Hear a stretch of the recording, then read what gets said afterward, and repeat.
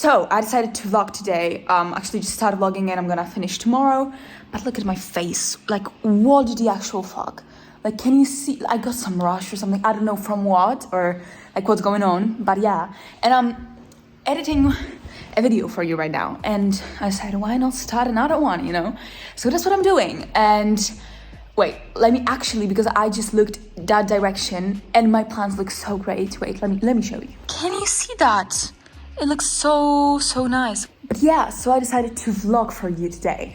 And I don't know, I'm just gonna edit now and we'll see what goes next. I have nothing planned, guys. So hopefully you're gonna stick with me and we're gonna have fun together. We're gonna hang out together, you know. So yeah, let's get the party started.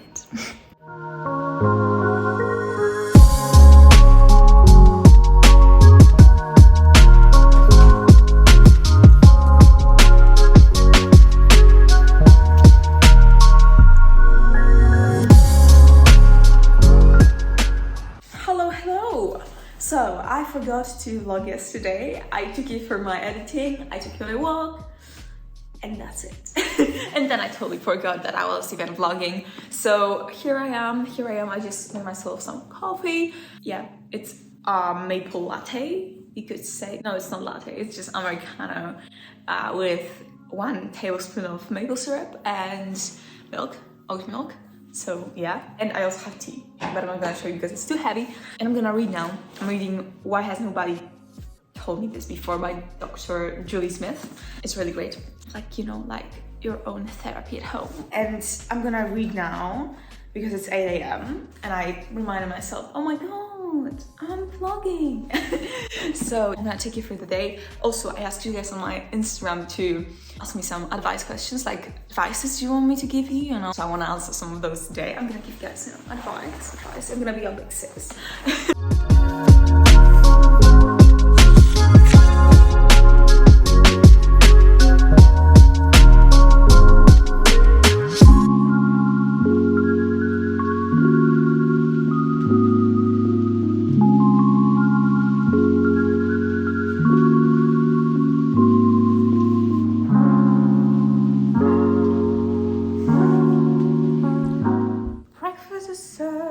So I went for a very simple one today. Granola, actually 2 types of granola, natural yogurt and fruit, mangoes, raspberries and blueberries. And a reminder for you that you don't have to eat those complicated and fancy meals to be healthy, to eat healthy. Because as you can see, it took me literally 5 minutes to make it. And as you know, healthy living, healthy eating says you should eat whole foods, you should eat simple ingredients. So your meals don't have to be fancy. Like, if you want to cook for an hour, that's on you. If you like it, then sure. But if you don't have time, it can take you literally 5 minutes to make something healthy. So saying that you don't have time to eat healthy is just an excuse. And I just caught you on it. So you are gonna eat healthy now. Because this took me 5 minutes to set. And so no excuses. No excuses.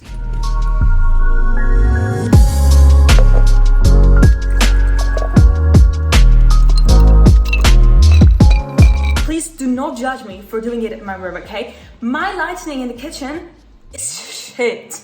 Like, legit, I can't be bothered to edit it. Like, it's just annoying me. So I can't record there anything, okay? And so I wanted to let you in on a trick that I use, and I don't know, a top secret, you know?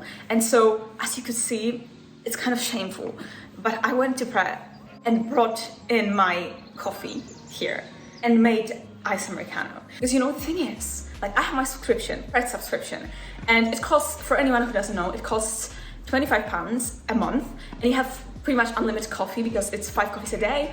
And so, like, who drinks 5 coffees a day, right? So it's like, yeah, you have unlimited drinks in Pret. So I go to Pret, I get my coffee, and I come back home to make it at home. And yeah, and the thing is, like, I have my own coffee machine, but I still do it. Like, I still do it. Why not? Like, you know, I have my subscription. I have to use it. And so, yeah, that's my trick. Like, that's my top secret. You have to try it. You have to try it. And let me know if you do that too, maybe. I don't know. Hopefully I'm not the only one. But yeah, no, I gotta revise. And I really don't want to do it, but I have to. So I'm gonna do it. I'm gonna push myself. You gotta push yourself sometimes. And then I think I'm gonna answer some of your advice questions. I'm so excited.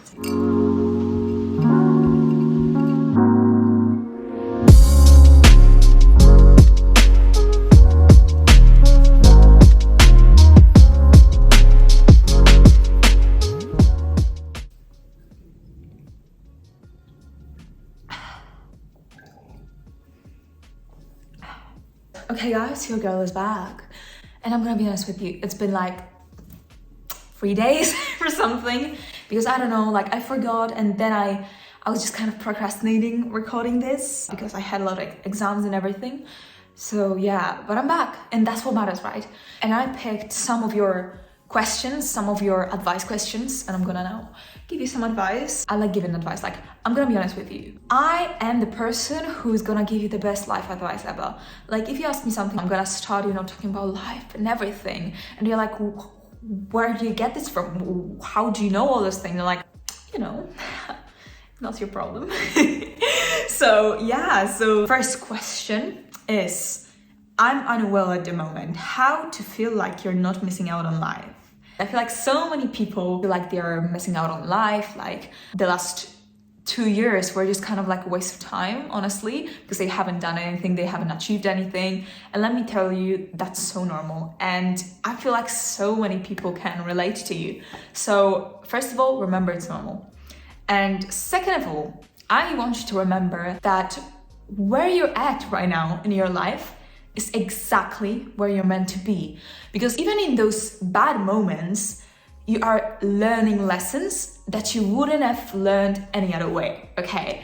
And so try to look for things that your current situation is teaching you. Because the reason why you're here, why you're at this stage of your life, is because you have some lessons to learn. And so the sooner you notice them, and the sooner you start accepting them and processing them, the sooner you're gonna be able to move on from this stage, move on from this negative headspace, And so remember, you're not missing out on life. Every day is teaching you new lessons. Try to see it as the time where you're focusing on yourself and you're trying to learn the lessons that you had to learn to maybe experience things that are coming to you in the future. Okay, so someone said, I don't have the discipline to work out, but I get so insecure with my body already. So I think the very, very first thing I want to mention is do not exercise for your appearance, because this is not gonna build discipline. It's not gonna make you motivated. It's not gonna motivate you long term. Why? Because your body is not gonna change overnight once you start working out. It's impossible. And so it takes time to get any physical results, to see any physical results. And so if your why you're working out is your appearance, you're gonna get unmotivated so quickly because you're not gonna see the results straight away, right? I think very important thing is to first try and find some whys that are not related to your physical appearance. Discipline is like a muscle. You have to just push yourself. You have to push yourself. You have to do things that you don't want to do at the moment, because that's how you build it. Like, your muscle needs to be broken down to be able to grow, right? And so you have to push yourself. You have to push your limits so that your discipline can grow. And something that I would recommend you is starting very, very slow. Let's say you have a goal of working out 5 days a week, but you haven't worked out in a long time. Try once a week, twice a week maybe, and try to build that habit of moving your body twice a week. Then move to 3 days a week, then 4, then 5, try to build up. Because it's hard to, go from 0 workouts a week to 5 workouts a week. It's such a big change that you might not be able to, deal with it, to cope with that change. And so I think it's very important to go very gradually, especially with stuff like workouts or even journaling and stuff. Like, those changes are more likely to be long lasting if you introduce them to your life gradually. Okay, so do it gradually. Don't beat yourself up if you fail sometimes, because it happens. Just try to get back on track the next day and try to find different whys than the one that are related to your physical appearance. Okay, so someone said, I need to get up early because I need to. How to do that? I think, again, gradual change. You have to try to adjust your lifestyle to going to sleep earlier. Of course, this is the first thing. You have to go to sleep earlier to wake up earlier, right?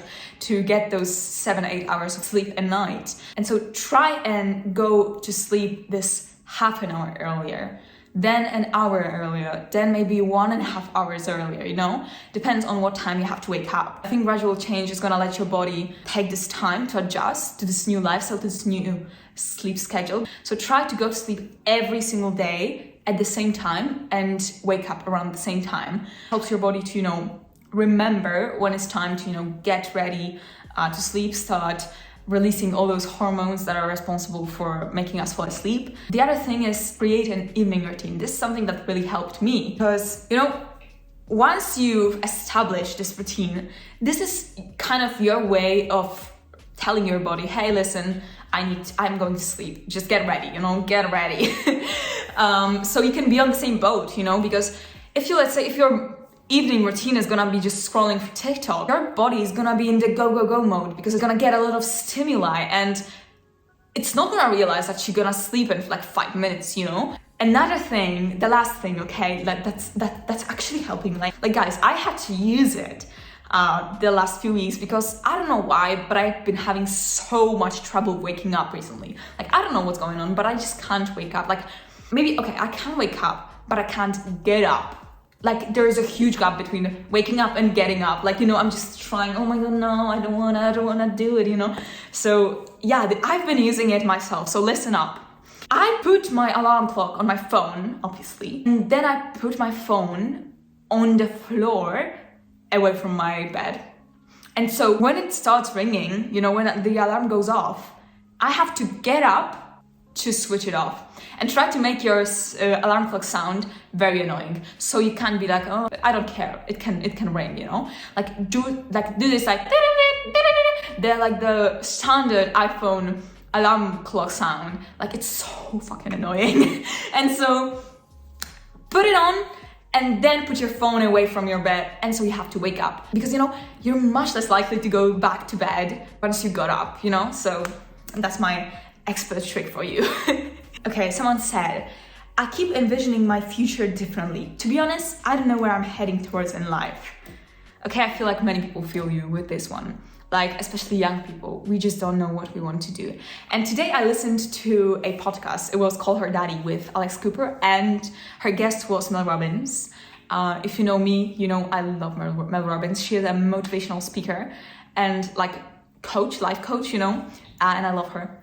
And so she was talking, Alex was talking with Mel about what to do if you feel like you're lost in life, how to, you know, get clear on what you want to do. Something that Mel said that really stuck with me was that throughout your life until your 20s and like further, you were always a passenger in someone else's car. So your parents were supporting you, or just your family were supporting you, were guiding you, were telling you what to do next. You had a lot of structure because of education. Like, you had compulsory education, and so you had structure. You had to go to school every day. Everything was like, it wasn't your choice of what to do. Everyone was doing the same thing, you know, like everyone was living the same life, you could say, about the structure. And you were always the passenger. You were not the driver. And when you enter your 20s, when you finish uni or just finish school, depends on whether you're going to uni or not, you're just left by yourself. Like, your parents are not gonna guide you anymore because they can't decide about your life, right? Like, you have to decide what you want to do. You have to decide what you want to achieve, right? Where you want to go next. So this is the first time in your life where you actually have to start deciding about yourself and about your future, and you're becoming the driver. You are becoming the driver. You're getting your own car, you know, you get me, like with this metaphor. But it's the first time where you actually have to take the lead. And so when you don't know what to do in your life, really just ask yourself, if a person is lost on their way, they're, you know, driving a car and they're lost, do they keep on driving, or do they pull aside and, you know, relax, take a moment, take a breather and think what to do next, where to go, how to, you know, get out of this situation? And you in life can also just pull aside, just take a moment, take a moment to freaking breathe. Just breathe, just relax, just give yourself this time to figure out your thoughts, figure out what you want to do next, because you know, nothing is final. Like even if you go, let's say you are trying to, you know, decide what uni, what degree you want to do. Like even if you go to, let's say, law degree and you don't like it after 2 years, that's okay. I know that you think, oh my God, I wasted my 2 years of life, but no, like you got some lessons from those 2 years, and now you're gonna go somewhere else, somewhere where you feel like this is your place at the moment. You can change your mind, and it is okay. Know that whatever happens, you are going to be fine. Because people go through shit throughout life, right? But yet, at the end of the day, they are fine. And you are gonna be fine too. So let yourself make mistakes. Let yourself take a step back and make decisions knowing that even if they're wrong, you can always change and you're gonna be fine.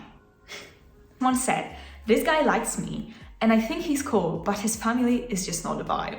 I think that's definitely not a reason to break up. I mean, it depends on you, like it's your decision. I'm not gonna decide for you, but I would say it's not necessarily a reason to break up because you are not dating a family, you're dating the guy, right? And so even in the future, if you stay together, if you don't like the family, there are ways to avoid them, to maybe not necessarily spend that much time with them, you know, because in your everyday life, you're gonna spend time with the boyfriend, not with the family. So it's not like you're gonna be with them all the time and that's actually gonna be a big struggle. I mean, of course, the guy might want to spend some time with family and maybe he wants to take you with him.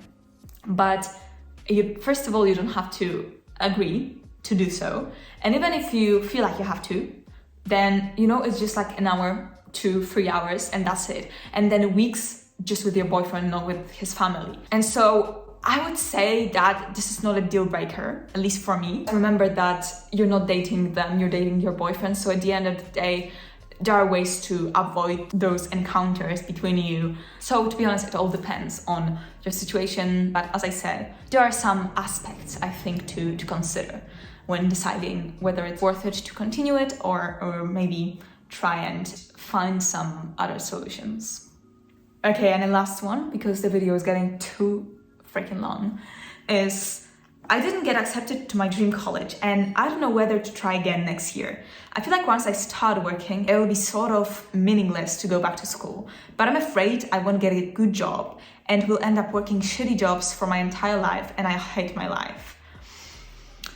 I totally get you with the part where you say that once you go to work, it's gonna be much harder to go back to education, right? Like at some point when I was, you know, choosing whether I want to go to uni or, you know, do an apprenticeship and stuff, like I was like, oh, okay, I'm gonna do a gap year because I'm so done with education, you know? But then I thought like, it's not gonna be that easy to go back to school because once you feel this freedom of, you know, experiencing something different, because working is different than, you know, studying. And so once you experience that, it's gonna be much harder to go back. But to be honest, I feel like, yes, you should try next year. If this is your dream college, don't give up on it so easily. And for now, try to find like a nice job that you actually enjoy. You know, you can always take some courses during this year, this gap year, and courses on things that you enjoy, maybe on the subject that you are gonna study in this college. So you have some kind of introduction, you know, to what you're going into if you decide to try next year. Because I think if you have this 1 year, this one extra year you can use for whatever. Of course, you're gonna have to work to, you know, maintain yourself. But I think it's a great opportunity to discover what you really like, to maybe experience and learn if the subject you've chosen for college is actually what you want to do. And maybe next year you're gonna decide that, oh my God, like actually I don't like it, maybe I want to do something else, you know.